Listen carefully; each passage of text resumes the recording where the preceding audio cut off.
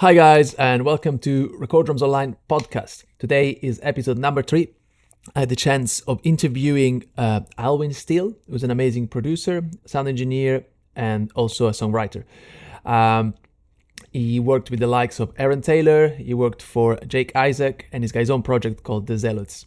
He also has his own studio called the Tape Shed, where he records bands, artists, and on this interview was we talked about how to record drums mainly, because he's got an amazing way of recording drums. His drums, they sound very warm, very dead, and he just talks about how he achieves this sort of sound.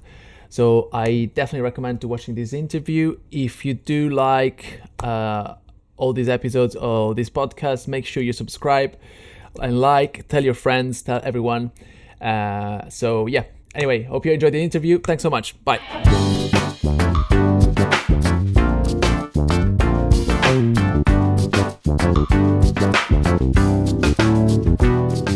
I don't need to use any CPU, and there we go. Now we're live. Okay. Anyway, sorry about that. So yeah, I just wanted to ask you first, like, do you how was your first encounter with music? What made you go into music? What was the first? I don't know if you can recollect, if you can remember. Oh, Yeah. weird. Playing wise, I was just like, my mum picked me up from school when I was probably 8 or 9, and I just said I just want to learn the saxophone. And Saxophone. no, I don't know why. Like, looking back, I just saw it and I was like, man, that is a beautiful instrument. I love the sound of it. And then my parents, like, they never did things instantly. They always made me sit on stuff for a little while to check. Because I think the last thing I said was like, I want a pet monkey. Do you know what I mean? So they're just like, okay, well, let's maybe wait for a little while. And then just kept asking. And then my grandma helped my parents buy it. And then I just was off the mark from there. Nice. Okay. And then that's when, because I mean, the saxophone is so distant from guitar. Like, I don't know, it's not that distant actually, but it kind of like, how did you connect the two? Like, how did you go from saxophone to guitar then? So did you actually do you have a saxophone? Do you play saxophone still, or is it? I haven't for a few years. I could, just because guitar is like quite an intense instrument, I found to, like, keep up with. But I basically was I was going through school. I loved it. I loved jazz. I loved playing. I was going through all the jazz grades, and then at some point, like, it got really intense, like learning for the exams, and I kind of needed an outlet. And my dad had a few guitars at home because he's a guitarist, and I was invited by, like, my worship leader at church to, like, oh, do you want to get up? Because he heard me playing a bit of guitar. And then suddenly I was like, I could be. And then it's almost like your getaway, your rebellion from what you enjoyed in the first place. So then I ended up playing in church for years, and I just grew a real love for the guitar. And then as that kind of carried through, I ended up playing less and less sax. But I still love it. Still love it to listen to, obviously. Yeah. Oh man, I had no idea. Like, this is like complete surprise. Wow, great. Okay. I wonder if I can still play. I've not played for like 10 years, but it's in the back of my mind to. What kind of music were you playing in terms of when you were playing saxophone? Like, what was when I was was it jazz or? It started off just like kind of general. I'd say like light kind of stuff on the beginner range, and then when we were going through the exams, what was I playing?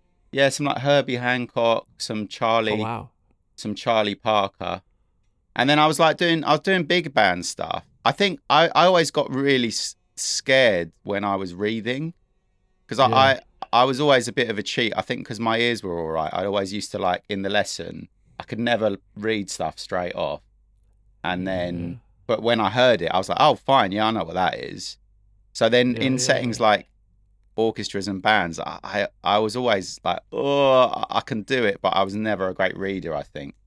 So it's quite hard. Like, actually, reading, I have to say, it's one of those things that you really have to do every single day, because otherwise it just it goes, you might get good, and then you let's say you stop 2 weeks and you're like, oh man, just I don't know. Yeah. So I kind of found that out the hard way again at uni. I hadn't played sax for a little while, and my friend was like, "Oh, I want to join an orchestra. Will you come?" And I was like, "Yeah, fine." And hadn't read for it, and then, like it was such a. I was like, "Oh my gosh, I've lost it." So yeah, it yeah, yeah, definitely yeah, takes yeah. some upkeep as well, doesn't it? Yeah, you have to keep up, otherwise it's just like yeah. But especially when you have good ears as well, it kind of goes like come on, I got this, no problem. It just especially did that help? I guess probably for guitar as well. No, did you go like classical guitar or electric guitar first? What was the first approach? I never really had any lessons. I literally, Oh wow, my worship leader at the time at my church, he was really sweet, and he was just like, "Here's how you string up a guitar." I was playing with my fingers at the time because of like Mark Knopfler from Dire Straits. I was like, "That's the sound," and he was like, nice. "No, you should try using a pick." So he gave me a couple of lessons, and then the rest I just kind of picked up from um, From just from him, playing. And I like think just it was playing. like, Yeah, I mean, it was years ago, but it was like when YouTube was starting to get really big as well. So there were a few people on there, a couple of VHS tapes, and then that was me, yeah. mate. That's it, man. Watching all the videos, tutorials. Yeah, yeah, yeah, Yeah, yeah. That's a great way to learn, especially if you do it also with music playing along with music. Oh yeah. man, that's great. That's amazing. I mean, and how did you go from guitar to going like full on producing, mixing? What was the like? So did you get to uni like I'm going to be a guitarist? I want to be a session guitarist, and then I'm gonna like what was the journey there? What was the thing that Um, inspired you to move? it was kind of the opposite to that. I've always loved writing, and like I've been always been fascinated with making music. Mm. Trying to think what the first thing my dad bought me a mini disc player with like a record function on it, and it came with a little microphone, and like just being like, oh my gosh, I can record whatever I want. Or I'd like get my dad's like plug it into my dad's vinyl player and just record out, and then make my own mixtapes from vinyl onto mini disc. And like that whole process of recording and messing with audio, I've always loved. And the playing side just actually didn't happen till after uni, because I was always Right. just like, I want to be in a band, I want Yeah, to yeah, yeah, record, I want to write. But yeah, then yeah. obviously along the line, you're like, oh, I need to earn money as well. So then, you get offered a few gigs, and then you're like, Yeah, okay, yeah, I could learn some covers. And then that kind of took me onto the playing route. So yeah, yeah, it yeah. was almost like recording and writing first, I think. Yeah. Okay, okay, yeah, yeah, yeah, yeah, yeah. So when did you start writing? What was what age did you start writing songs? I think probably around 14, 15, when I was starting to really get into the guitar. And then I just had like such an amazing outlet because I was playing at church most weeks, and I had like some really good friends there. We'd like rehearse Yeah, there, and then you'd obviously like listen to, a Foo Fighters record all the way through, and yeah, then be like, oh, let me use those shapes and write my own song over it. And then I had a couple of really good friends at school who were amazing musicians and had a handle on Logic. So then I kind of fell into a gospel band, and then that again was another outlet of like, okay, we've done these covers, we've done these gospel covers, maybe we could do our own stuff. And then a gig yeah. was coming up, and then it became like half original gospel tunes, half covers. And then I guess that's how that, yeah, maybe 14, 15. 14, 15. Wow. Yeah. Okay. Yeah, yeah. I guess yeah. Church is definitely a great outlet, like especially for meeting musicians. And I remember when I used to when I was back in Italy, it was exactly the same. It was just you meet you meet friends the same age as you, and you're like, you know what, shall we try and cover these songs? And yeah, it's great because also I guess like especially for music, it's you meet so many good musicians as well. So yeah, yeah, yeah, that's great. Nice one. Yeah. So and did you go to uni to study production and engineering, or what was the how did you get into mixing and producing? Yeah, so it was at Leeds College of Music, as it was known at the time, and it was called a production course. But the thing that made me gravitate towards it was that it had like different modules for everything. So it had songwriting, it had engineering, production, and some playing in there as well, with like the final dissertation being more of an album project. So I thought, oh, it kind of covers all the bases I want to cover. So it kind of that's a bit of everything. I'd say. Yeah. That's great. And you started your project, the Zealots. When was that? When did that started? The first bit of the sound probably came when I was doing that dissertation, my third year at uni. I was kind of I still loved I've always loved kind of all genres, but I was kind of caught of,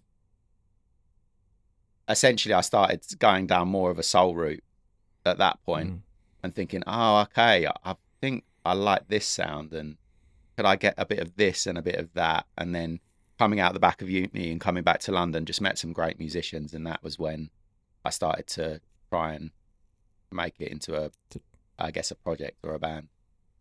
Yeah. That's amazing. How long has it? It's been going quite a while now. I saw your first album was 2014, wasn't it? Oh my gosh. Yeah, probably has. Yeah. I mean, again, it's just one of those things where you're like, I want to be in a band. I want to make music. We were all at that time, like years ago now, we're just trying stuff out, trying to make stuff sound like your favorite record, and then and then just so happens, you make great friends out of it, and you keep in touch over all those years, and it's still going. Yeah. So when you start a project like that, did you say, you know what, I'm gonna do all the background work, like let's say like the just apart from the writing, but also the mixing, the composing, and all that? How did you? Wait, can you hear me? Sorry, I just. I got you. Okay. How do you decide to go, you know what, I'm going to do all the say dirty work of just mixing the album and just recording everything? How did you go about that? Did you just call your friends and just say, like, guys, we haven't got the budget, so I'll do it myself? Literally, it's also DIY when you're that age. Like, no one's got any money. I was starting my career as a player, but I wasn't earning much at all. But just an amazing thing happened where I was writing these songs, and then I'd put a bass line down, and I'd be like, man, it's not quite where I want it. And then I'd ask people who I was gigging with, who at the time for me were like, I mean, they are the greats, like in terms of the UK, and then they'd be like, yeah, I'll come down to your home studio and record a part. And then you're like, what?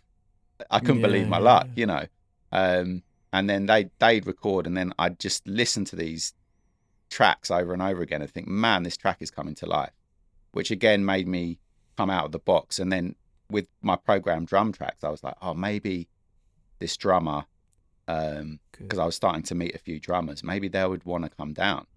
And then you're like, well, I don't have any mics and I don't have a setup. Maybe we could use the church for the day, or maybe I could rent a space, and then suddenly, or maybe I could use a friend's studio, and then suddenly these tracks come to life. And then for me, I was like, yeah, the live sound is what I love, and I just get energized with working with other musicians. So that's how it kind of ended. And then just fixing stuff, because the drums I recorded were terrible sounding. Why did the mic stand droop in that section, or all that stuff? At the time, it's a nightmare, but it just teaches you how to make stuff sound good. And so that's kind of how it all came about. Yeah, well, man, I can definitely say, because I recorded at your studio, I can definitely say, man, your drum sounds, they're like some of the best I've ever had. Like, it's incredible. It's incredible what you managed to do. And in fact, actually, I wanted to ask you about this, because the drum sound you come up with, and this probably, I'm sure everyone tells you, like, they're so warm and so you can almost touch them. Like, I'm sure even Guy was the artist that I recorded for, and it's just that just I don't know what it is. Like, if you could tell us a little bit, like what's your process when it comes to recording, if you use like particular microphones, particular techniques, or What's your approach to it? Yeah. So yeah, here it's a bit of a blend. I mean, I've just recorded for drums for years, and I'm just a firm believer that if you've got a good drum sound, you've got a good record. Like when you hear a nice drum groove come in, I'm like, that will either make me probably skip something in the first 20 seconds or listen longer. Absolutely love drums. I think I used to, because I used to run a studio that was a little bit more maybe commercially minded, so we had to cater for a lot of different genres, a lot of different things. But here, yeah, I've just been like, I'm going to do exactly what I want, and I'm going to try and get exactly the sound I want, which is essentially like a really dead and warm and almost like a little bit dull sound. And the way I've done that is basically through valve preamps, and I've taken the resonant heads off the toms. And like yourself, it's a lot about the drummers who come in, tea towels or bandanas at the very least on the toms, and getting people to play softly so I can crank the preamps. And that's pretty much it. I mean, a few tricks of the trade I've learnt along the way, and also just trying to not get bored, and try new stuff every time you record drums. Try and stick to your guns. Like, you don't need a lot of mics, even though you see videos with people with 3 splashes and each individually mic'd up. And then just tried it for years and just fiddled with it, meddled with it until what's the, because I mean it must be, I don't know what, like, I remember when I came to record, I literally finished the take or whatever it was, and the sound check, whatever it was, and you played those drums and nothing was mixed. Like, I remember you said, like, there is nothing on this, and I couldn't believe it because they already sounded like a record. And so is it what valve preamps do you use? Like, is there a specific one that you can recommend? Yeah, so there's a company I love called TL Audio, and again, like anything in here, I was on a budget, but I'd heard a record by Ray LaMontagne called Monovision, where he'd recorded through a valve desk, and the desk I was using at the time was great, but I was like, the bottom end's lacking something. I really want to try valves. So yeah, just started buying up some TL Audio stuff secondhand. And the desk I used is called a Tube Tracker, not too expensive. The one I bought was in disrepair. That's why I got it cheap, and I fixed it up myself. And it's essentially the key. I've never liked recording straight into the box. So the key is, like, for me, I'm just going to put as much character as I can going into Logic, and I'm just going to commit. And if it's a massive failure, it's going to be a failure with character. So, like, I do all my EQ on the desk as well on the way in, drive the pre's really hard. And the great thing about the valve pre is you're not going to get digital distortion when it's overdriven. You're just going to get warmth and a little bit of, like, warm kind of compression-y sounding overdrive on stuff. So if you imagine on the kick drum, I can, like, boost the pre to a point where it's, like, almost like it's punchy and overdriven, but if you want that, it kind of works, Yeah. Okay. Because I guess, like, recording on the way in, it can always be a risk, isn't it? Like, sometimes you just sometimes you get it right. Sometimes, like, did it ever happen to you that you're like, oh man, this just doesn't, now that I'm listening back, just it didn't work? Or did it ever happen to you that? Really? Yeah, oh, wow. all the time. And when people, obviously, when people come in to record, like, sometimes, like, especially a few years ago, you're just, like, at my old studio, you're like, right, this has got to be really good. But essentially, like, the tools we've got now are incredible. Like, I've got loads of mics set up on the drums, so you can just come in and you can record everything if you want. But it just means, like, every now and then, like, I'll have the vocal mic recording, I'll have, like, on the other side of the room, I'll have like a mic here by the desk recording. I just record it because we've got unlimited hard drive space. I just record everything so that if you do make mistakes, like, one of my best drum sounds, I had like 2 tom mics, 1 kick and a snare, I think. And then like I was like, man, it sounds so mono. So then I just panned the toms fully as overhead, and then like it sounded great. And then you just got these like absolutely enormous bills, which is like, it sounds kind of dumb, but it's like, how many drum records have we listened to that are like really crisp and precise and great? But then you know, I still love Beatles stuff more. That's like hard panned or like, you know, kind of dusty, you know. What I tend to do is like, I make mistakes, but the key is like, I just record whatever I want and then just mute until you're happy, like almost like you're reducing down a meal. Do you know what I mean? Like a sauce. You're like, okay, I don't need that. Whereas before, when you're younger, you're like, okay, I better have kick top, I better have kick sub. Do I need something in the middle? And it's like, you might not even need a kick drum mic. You know, you just go with your ears, do stuff that's wild, and you'll end up with a sound maybe you never got before. Nice. Do you basically, so do you use like, let's say, how many mics do you normally use on a kit? I guess it depends, of course, every time from the session, but so at the moment, let's see. At the moment, again, I think I should probably peel away from this a little bit, but at the moment I've got 10 mics on the kit. So I've got a sub kit, which is essentially a guitar amp wired through a DI. So I'll use, depending on the session, a different guitar amp. So at the moment I've got a little practice amp, which kind of gives you a really nice, it's probably between 80 and 100 hertz, nice like womp. But one of my bigger guitar amps, I'll use that because it kind of picks up more of the 60 hertz, which I love. I love I don't really like a lot of top on my kick drums. And then I've got a kick top mic if I want to put that in for any top or for any reason. So that's 2, snare bottom, snare top, hi-hat, 3 toms, and then overheads. Oh, and then I've got an 11th mic, which is just like a ribbon, like which again I drive quite hard and have it as like a mono, which is basically my drum sound, that and a kick drum. And I'll put that close or further away, but that's like it's like a roaming ribbon. I'll have it, just put it around the room whenever. It's got like a really long XLR on it, so it's like, okay, we're doing acoustic, I'll move it over there for that, or okay, we're doing drums, I'll move it back. So 11 mics, but definitely don't ever use more than and probably said, 5 like, or 6. Normally you just use like those 11 mics, but actually what are you actually using the mix probably is 50% of it. I don't know. Or literally use all of them, right? I love the sub kick, I love the ribbon, and then a bit of snare top maybe.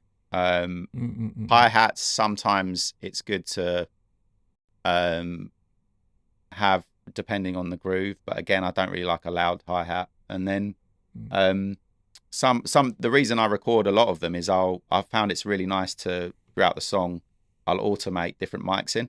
So like for instance, one song I did got a really fat mono sound with the sub kick and the ribbon, and then there was this huge chorus, so then I brought in these like big sparkly overheads for the chorus, and then it sucked back down for the verse, and I thought, that's quite a nice way of creating a different feel from the drums. So I just do stuff like that, and it gives you a chance to experiment with things as well. Nice. Yeah. There is one thing that it struck me with your with the songs that you composed and mixed, that is the sound of the bass and the kick drum. Like literally every one of them, man, they're just when you can hear like sometimes bass and kick drum, they kind of fight each other. Your mixes, it's always very clear which one is which, and the bass sounds so nice. Like you can, and those bass lines as well, like they're quite involving. It's not just like a one note kind of thing. So how do you approach the mixing of kick drum and bass? Thank you so much. Again, I love that relationship. I usually personally I love kick lower, so I take the kick as literally as low as it will go in terms of frequency, and I'll like boost it something crazy, the low end, and then bass sitting on top a little bit. But also, I love like a bit of a driven bass sound, like I was saying with the drive of the preamp.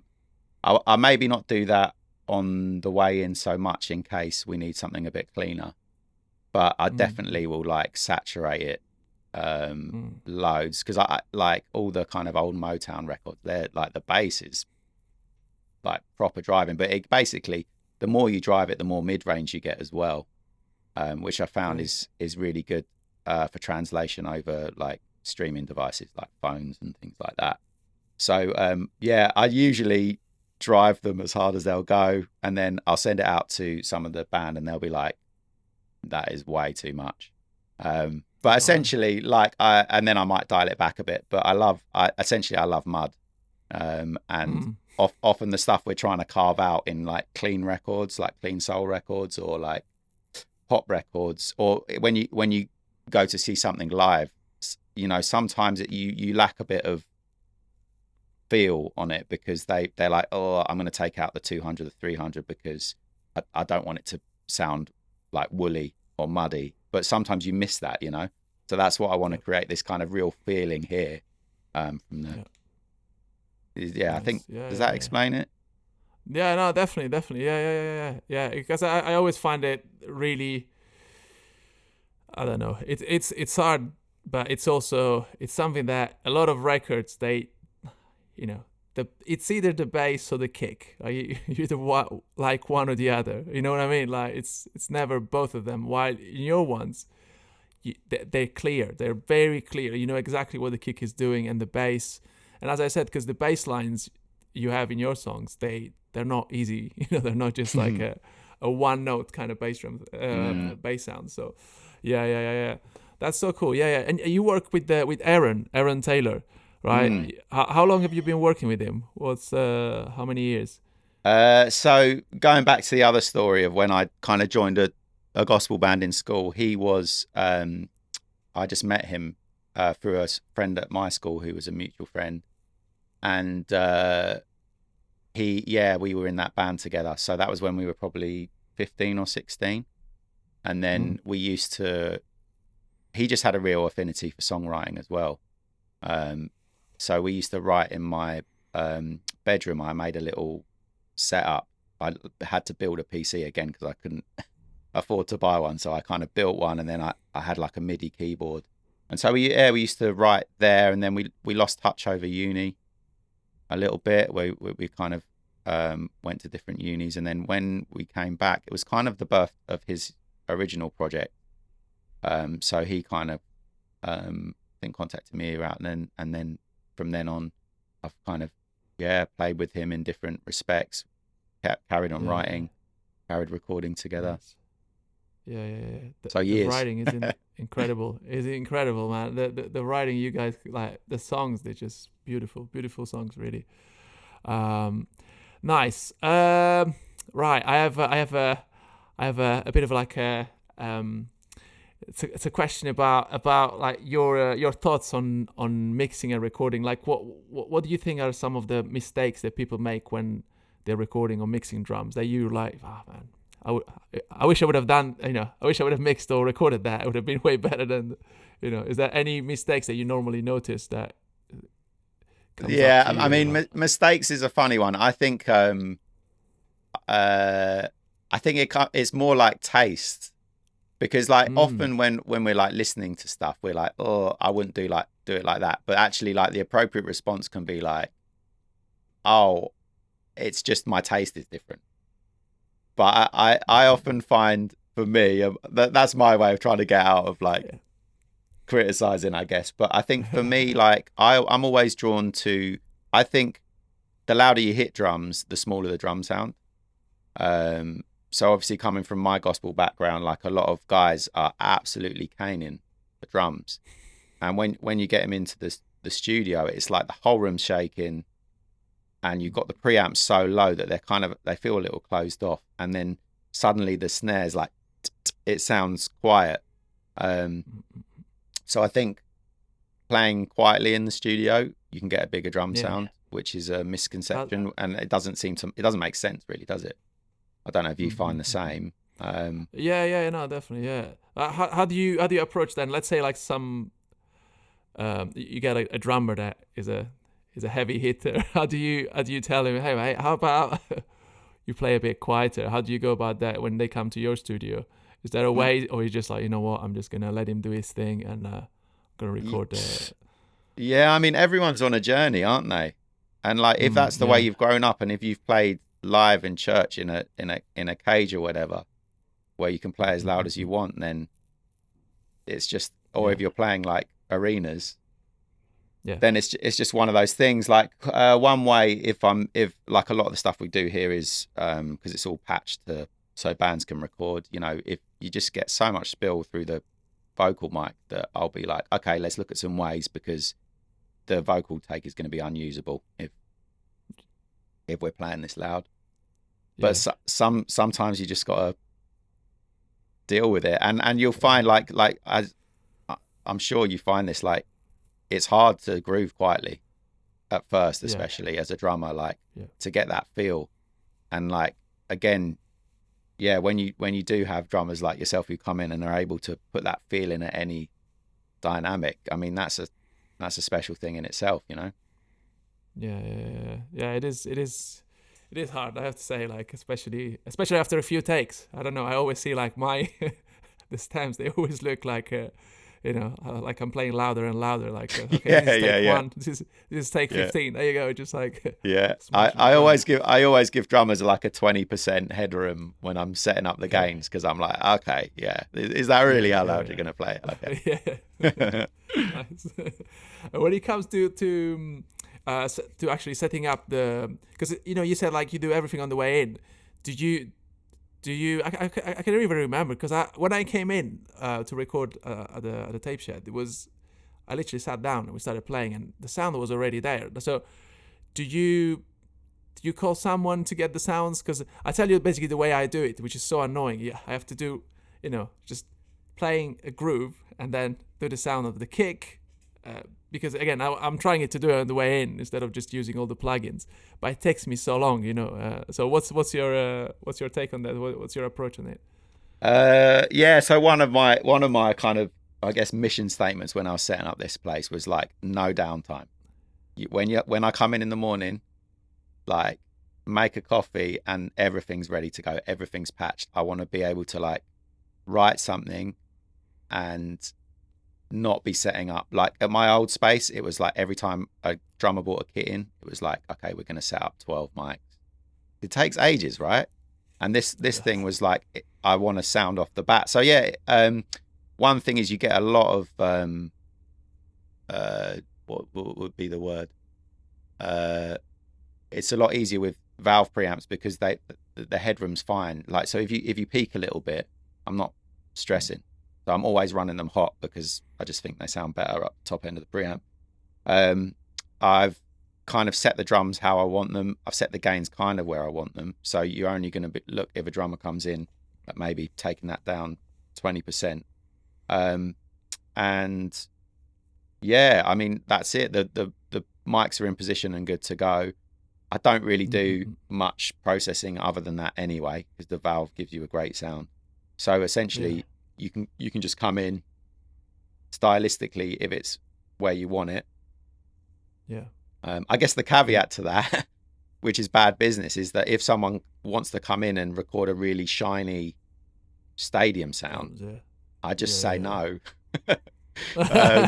Because it's like, again, I'm just like, I've committed to this sound. I think it's better to be a bit individual and just have your lane, maybe. Whereas before I was trying to do everything.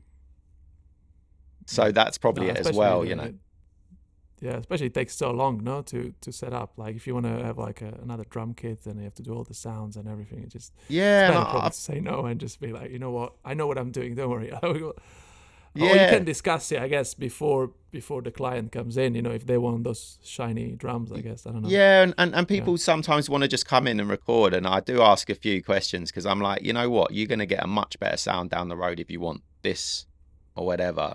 Yeah. So that's why it's not always good for business, but also I want to give people a great product, you know. And if you want warm and kind of dead sounding drums, we got that, you know. Yeah. Or if you want more of a tone on your drums, more of a jazz set, well, I'll just pull the kit out, and then you can put your kit in front of my mics and we can do that. But anything more than that, I've just realized, you know what, that's not my thing. So why am I trying to do it? No.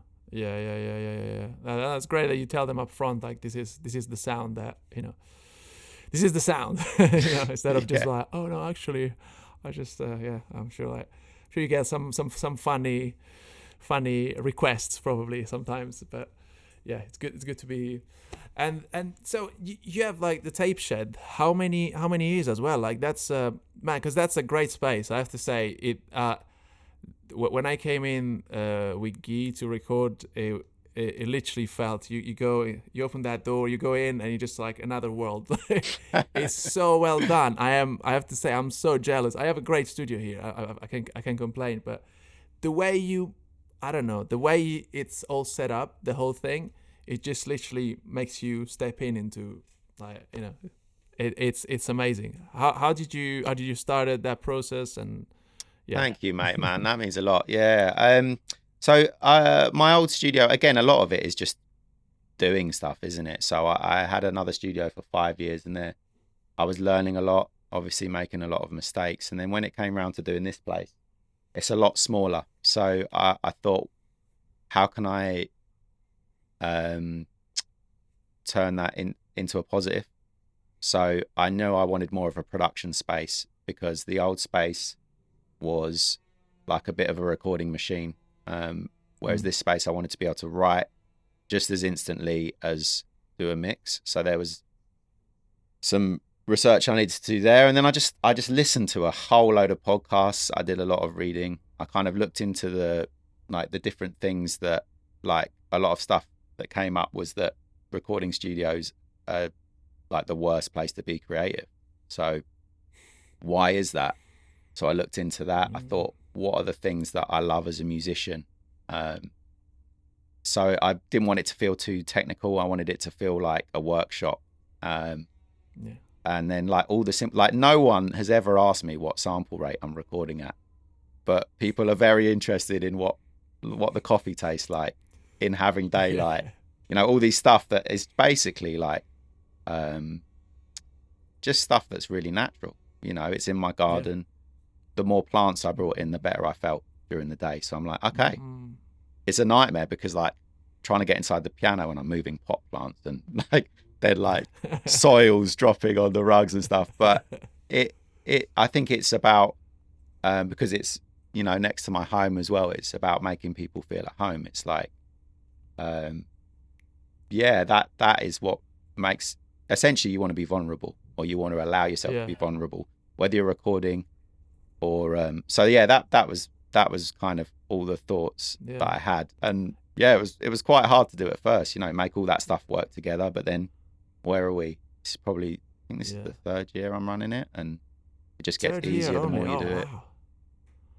Yeah, man, it feels so cozy every time I go in. I'm like, wow, man, this is it's just amazing. What you managed to do. And like, and also the other thing that I struggle with my studio is I can't manage to have it clean. Like, no matter how much I clean it. I clean it almost every week, and your studio is like pristine. You go in and you're like, man, wow. Every single time I came in twice, so I can say probably now, but it was perfect. It was everything ready to go. You know, I just had to place the snare, cymbals, boom, record. Mate, I'm glad you feel that way. Like, I'm such a messy worker. You shouldn't see the other side of the studio right now.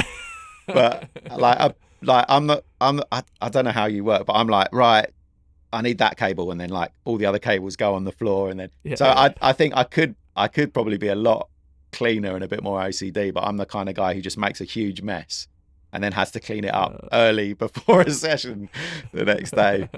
So I'm glad it appears that way.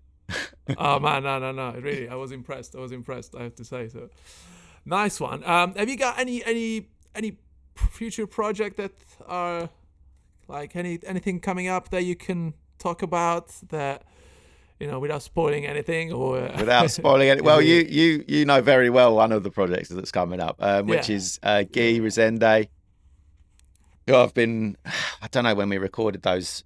We did a lovely couple of drum and bass tracking days, didn't we, earlier in the year? So we've got 3 or 4 more songs to record for that project, and that's going to be mixed by Barley at the church, which is really exciting for us. And I just love Guy. I love his songs. I love his voice. I love his guitar playing. So that's been a really good project. Can't wait to finish that. nice. My project, Zealots, that'll be finished at the end of the year. So looking forward to doing that. Been writing with Jake Isaac, who's another artist I work with, who's an amazing singer-songwriter. So gonna do some bits there. That's kind of what I've got coming up. Wow. Yeah. Is it Jake as well coming to your studio? Is it kind of? Yeah, he lives in Manchester now, so Wow. we've been sending some ideas back and forth and gigging a little bit. But just continue writing on that and hopefully record some bits here when he's ready. Nice, yeah. And you have some Zealots as well. They're playing some shows, right? Am I correct? Yeah, so we've started doing a residency every quarter where we just kind of turn a cafe into a venue in Crystal Palace, and then get one of basically all my guys. They're amazing writers and producers as well. Like over the last few years, I think everyone's kind of taken that mantle. So we've just been getting in one artist that we work with each time, and we do a set of some stuff we're working on, and then we get the artist to do a set. We back them. So Jake Isaac did the last one last week, and then we've had Aaron Taylor come in. Cyprell's another artist we all work with, an R&B singer, amazing. So I mean, for me, it's been I'd say a beautiful nightmare. It's like a great idea, and then you get down to it, and it's like so much work to prepare that much music for one night. But it's always great, and we're back. The next one's going to be an album show at the end of the year. Oh, nice. Do you guys rehearse at your studio, or because I saw some pictures online? Oh, nice. Again, I've set this up for rehearsals, so I've got a little rehearsal PA, but it goes through a split, so everything that we rehearse goes through the preamps as well. Because I'm a bit, I guess I am OCD with recording. I record everything, so I'm just like, you might break into a groove, and then rather than be like, what was that? Can we recreate it? It's multi-tracked in Logic. It's there. Yeah. How do you do with hard drives? Because you said unlimited hard drive. I'm like, how do you? What's the secret? Because I wish I had unlimited. I wish I had a secret, mate. I think file management. When I first started this as a business, file management was like the biggest roast, because even now I'll get people requesting a mix from 4 years ago.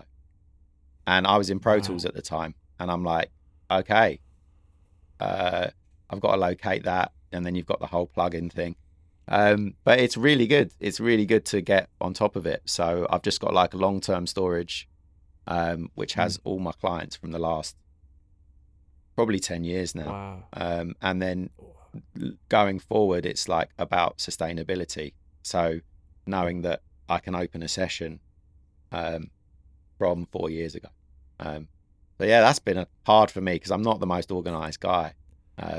But it's it's like the good coffee in the morning. It's like a really good service to be able to be at the end of a session.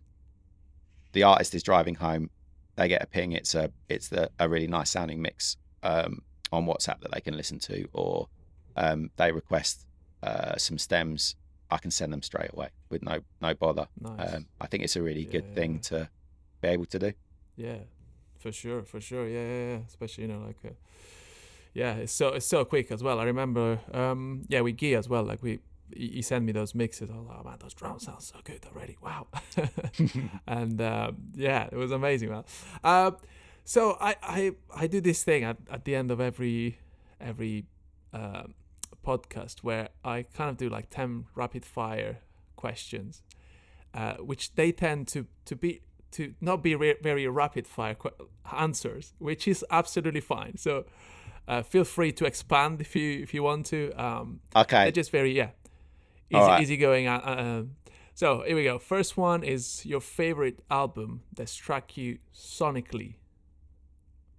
Jack of Speed, Steely Dan. Ah, nice. Okay. Second one, favorite part of your job. Playing with friends. Nice. Yeah. Worst part of your job. Trying to find mixes from 4 years ago. Yes, love it. Fourth, your favorite plugin that you can do without. That you're like, I use this on everything. Oh, If there is one, I don't know. Oh, yeah. The Logic compressor, love it. Yeah. Yeah. Inbuilt Great. the FET fat one, the black one. Yeah. That's amazing. Yeah. Then, if you could only choose one between those three, producing a great song, mixing a great song, or writing a great song, which one would you choose? Writing. Writing. Yes, love it. 6, a drummer that you would love to record. Oh, You're flip me. That's hard. that's really hard. I know. You could give us like a top 3 if you want. Okay, I'm gonna say I've already recorded him. There's a couple of amazing UK guys. I'm gonna say I love the quirkiness of Chris Dave. Like I love the Black Radio records, and just like for the vibe, like not even for getting a great drum sound, but just what he'd do. I think he's just got such great creative ideas, and they're a bit quirky.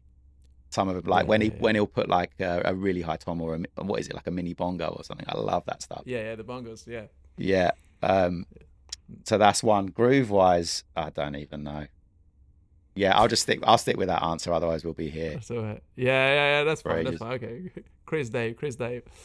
Not a bad drummer. Absolutely not. It's like, so 7, favorite instrument to mix. There is one.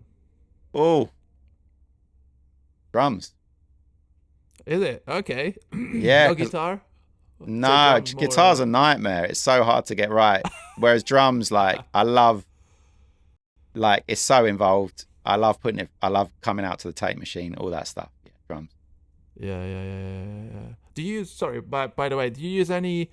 What kind of plugins do you use for mixing drums? Is it any particular plugin that you use, or just stick with the?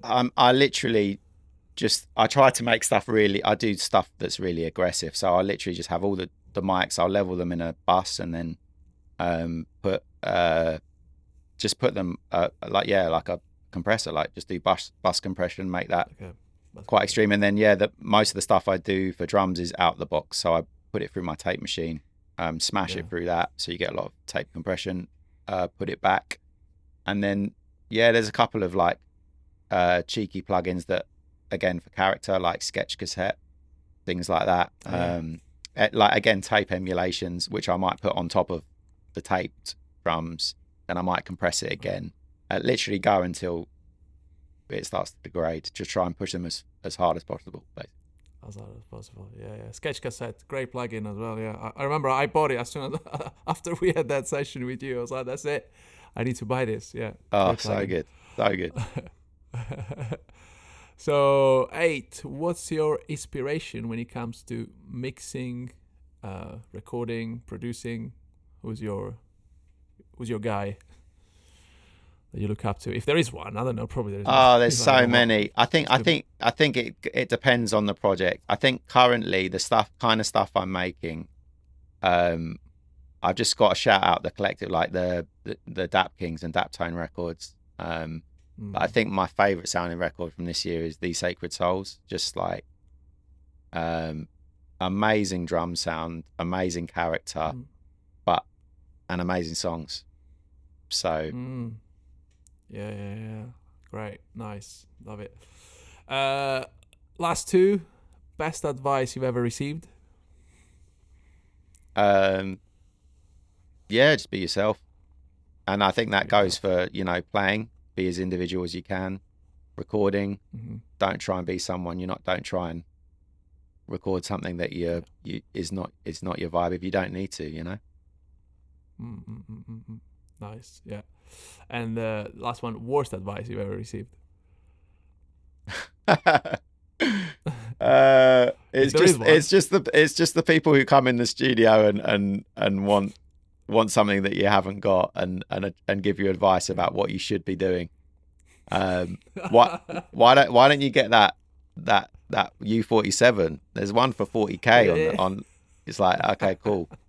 Thanks for that. Yeah. Thanks. Yeah. I'll put it in the I'll just Yeah, write I'll it put it in down the in my shopping. notes. Yeah. Put it in the cart. Yeah. Yeah. Oh man. Yeah. Nice.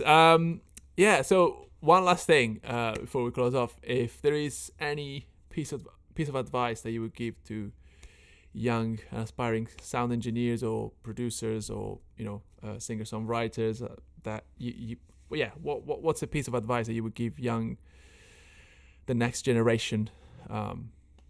What would you say to them if you have anything to say to them? uh, Maybe, yeah. I guess you can only give advice of stuff that you've now a bit older that I've experienced. I'd say just like put one foot in front of the other. Don't worry about making mistakes. Like for years, I've done stuff that, yeah, you've got to earn money. You've got to go out there and just you'll learn just by doing. Just make sure you're out there recording as much as possible, doing as much as possible, and try to enjoy it along the way. Like you're not going to get a lot of. I mean, I guess I'm a little bit too old for even. Don't push the social media a huge amount, but I've always found, the natural way to get work and enjoy things is be out with people. Like I used to just be really hungry, so just shadow people on gigs, whether it was playing or engineering. Hound people till they let me into their studio. And just I still will do stuff for free. If I want to work with people, some people turn their nose up. They're like, I don't want to do this project, and it's like, well, is anyone paying you at the moment? Do you have a show reel? Like when I moved in here, I needed to show what the space sounded like. So I was just like, the main aim is to get people in, and that's my hunger. That's a great one. I just and I think again, like you can try and get to a place where you don't want to do certain things, but I'm not at that place yet, so I'm just still working at that. I think maybe the other thing is like don't get caught up in marketing. Like every however many posts on Insta or social media is you're going to get targeted if you're a producer or an engineer or a player for a guitar for the next project plugin that's going to change your life. But actually, like necessity is the mother of invention. So if you've got one mic and a computer, you'll make it work. And you can often offset the cost of production and recording just by knowledge and understanding and wisdom. So just read as much as you can, listen to as many podcasts as you can, and all that stuff's pretty much free. Amazon Bookshop, secondhand bookshop has been my friend. Just buying as many books as you can to read up on that stuff. And don't get caught in the trap where you get caught paying off monthly things that you were told would change your life as an engineer or whatever. Is that all right? I hope that's good advice. That's amazing. That is like so good. Mate, thank you so much for doing this. I just wanted to give a shout out, of course, to your studio. Where can people find you online or or your studio, the Tape Shed? Yeah. So I've got a few different avenues, like the band, the Zealots. Then there's my personal stuff where I kind of post up with the people I'm working with and playing with, and then the Tape Shed. I'll just tag that whenever we're doing something in here, whenever we're rehearsing, recording, writing in here. So those are the best places. The website, my my Zealots website has a page for the tape shed where you can see kind of all the reviews, and I'll stick samples up, like drum samples and little quirky studio samples up there every now and then. That some are paid downloads, some are free to download. So that's another place. Nice. That's awesome. Cool. Aylwin, mate, thank you so much for doing this. Really appreciate your time. And yeah, anytime you want to come back and do another one, it'll be great to have you again. All right. Mate, appreciate you. Thank you, Chris. Nice one. Have a great day. Yeah. All right. See you, mate. See ya. Cheers. Bye. Bye.